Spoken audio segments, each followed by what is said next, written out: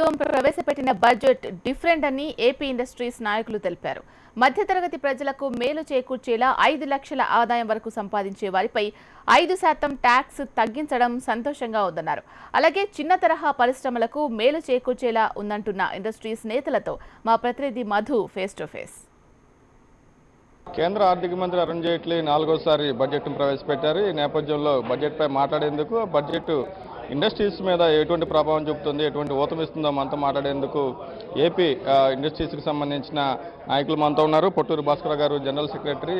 Sir, ఎలా చూస్తున్నారు sir ఈ బడ్జెట్కి సంబంధించిన హైలైట్స్ ఏ విధంగా ఉన్నాయి? ముఖ్యంగా చెప్పాలంటే ఈ మనకి స్వాతంత్రం వచ్చిన తర్వాత ఈ బడ్జెట్ కంప్లీట్గా డిఫరెంట్ బడ్జెట్. ఈ ముఖ్యంగా కారణం ఏంటంటే బడ్జెట్ని మార్చి నుంచి అడ్వాన్స్ చేయటం 1 మంత్, రైల్వే బడ్జెట్ని కూడా ఇందులో మిళితం చేయటం, అలాగే ఇంపార్టెంట్గా plan and non plan expenditure 2 club చేసి ఆయన బడ్జెట్ ప్రవేశపెట్టడం జరిగింది. అందువలన ఏంటంటే మీరు మెయిన్గా చూస్తే మనం బడ్జెట్లో ఏమని ఎదురు చూస్తూ ఉంటామంటే ఏ ప్రోడక్ట్స్కి రేట్లు ఎక్కువ పెరిగినాయి, ఏ తగ్గినాయి, ఇట్లా మనం అనుకుంటూ ఉండేవాళ్ళం. ఈ తడవ ఏం చేశారంటే ఆయన జీఎస్టీ రేపు జూన్ నుంచి అమలు అవుతుంది కాబట్టి ఇండైరెక్ట్ ట్యాక్సెస్ ఏదిని టచ్ చేయకోకుండా వదిలేశారు. అదంతా జీఎస్టీలోనే క్లాసిఫికేషన్ ప్రకారం మనం రేట్లు నిర్ణయిద్దాం అనే ఉద్దేశంతో.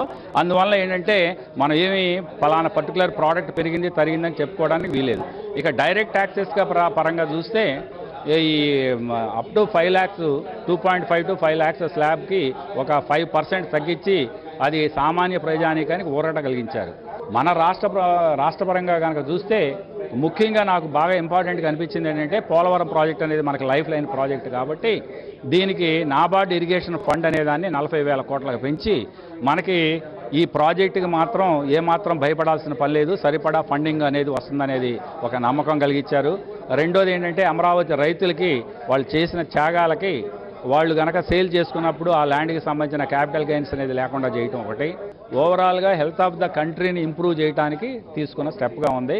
అన్నిట్లోకి రాడికల్ స్టెప్గా అనిపించింది ఏంటంటే ఈ పొలిటికల్ డొనేషన్స్ అనేది ఈ 2,000 రూపాయల పైన క్యాష్ ట్రాన్సాక్షన్స్ యాక్సెప్ట్ చేయడానికి వీల్లేదని ప్రకటించడం అనేది చాలా బోల్డ్ స్టెప్ అని అనుకుంటా ఉన్నాం. సార్, మీరు చెప్పండి, దేశ ఆర్థిక వ్యవస్థను బలోపేతం చేసే విధంగా కేంద్ర బడ్జెట్ ఉందని చెప్తా ఉన్నారు, మీరు ఎలా చూస్తున్నారు? నిజమేనండి. కేంద్ర ఎప్పుడైతే డిజిటల్ లావాదేవీలు జరుగుతాయో ఆటోమేటిక్గా క్యాష్ రైతు 20,000 పెట్టి 10,000 తగ్గిస్తారు. పొలిటికల్ దానికి ఆయన చెప్పినట్టుగా ఈ 2,000 రూపాయల డొనేషన్ తగ్గిస్తారు. ప్రతి అడుగు నగదు రహిత లావాదేవీల దిశగానే వెళ్తోంది. ఎప్పుడైతే నగదు రహిత లావాదేవీలు జరుగుతాయో అన్ని ట్రాన్స్పరెన్సీ ఉంటుందో ఆటోమేటిక్గా ఈ ఫండ్స్ అన్నీ కరెక్ట్గా యూటిలైజేషన్ అవుతాయండి. ఇండస్ట్రీ పరంగా కానీ సర్వీస్ సెక్టర్ పరంగా కానీ గ్రోత్ కనిపిస్తుంది.